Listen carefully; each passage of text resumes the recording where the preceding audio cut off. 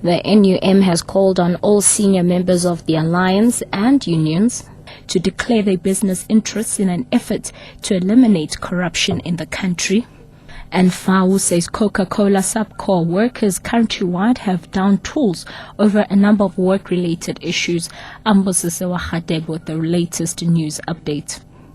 The National Union of Mine Workers has called on all senior members of the alliance and unions to declare their business interests in an effort to eliminate corruption in the country.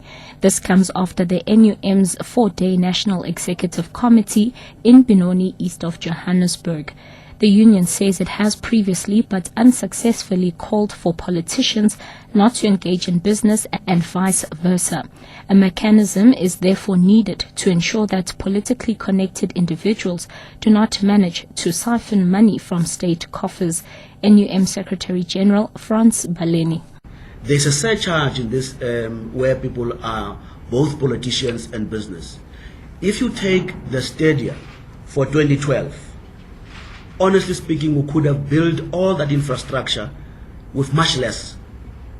But because people had to benefit, if you take, for example, 10 million project on renewable, with a tariff rate of R2.60 against an ESCOM tariff per kilowatt of 40 cents, and people are smiling because it's just going to benefit, that has not been declared.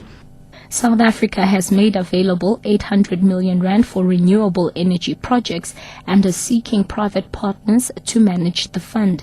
Finance Minister Pravin Gordhan has disclosed this at a signing ceremony for a 1.9 billion rand World Bank loan to Eskom to help it develop clean energy sources.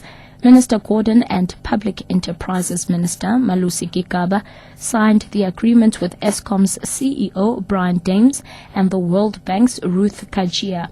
Gigaba explains some of the clean energy projects it will be used for. The wind and solar farms are going to demonstrate South Africa's shift towards the green economy and introducing the energy mix that is much required at Eskom, which demonstrates that South Africa is committed to reducing its carbon emissions.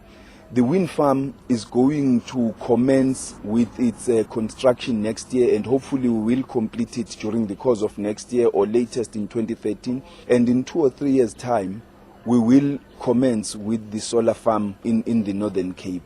A 29-year-old woman has collapsed and died at the centralized licensing center at the Public Safety Headquarters in Johannesburg.